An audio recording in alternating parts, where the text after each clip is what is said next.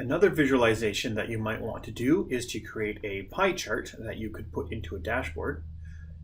If you right click on My Content again, we can say New, we can say Chart, and we'll have to pick our data again out of that master file. What we're going to do here is we're going to create a pie chart based on all the different types of results that we get from the lab.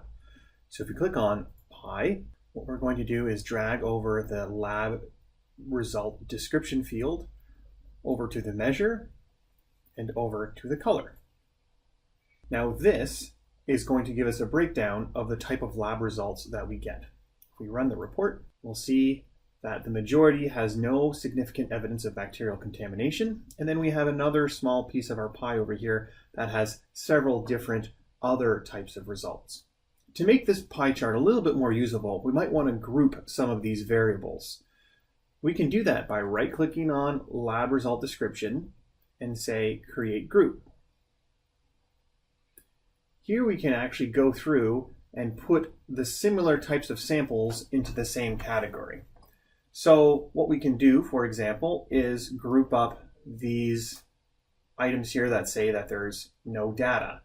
So we'll group those, and now we can go and rename this the no data group. But some of these are also going to be referring back to some issues with the sample. So we might want to group those together. So we could take insufficient sample was submitted, interfering substances in the sample.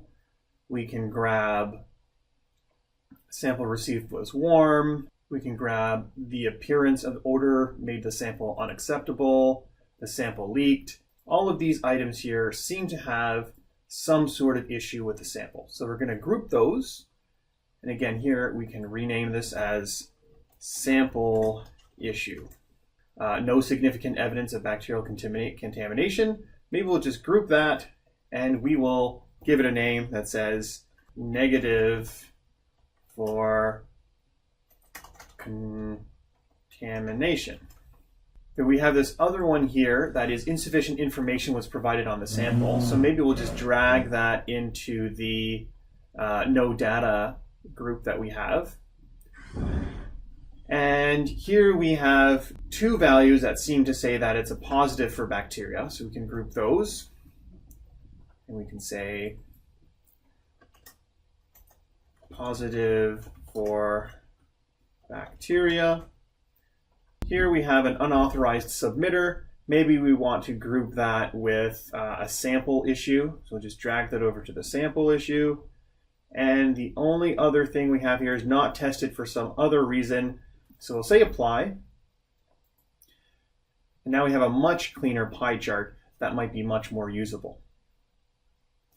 If we wanted to animate the different results by year, we can actually grab the date collected, drag it over animate.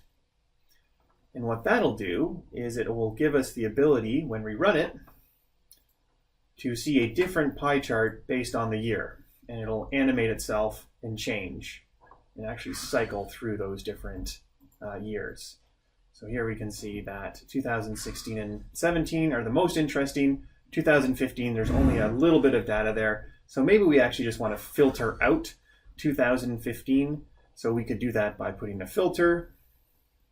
Date collected,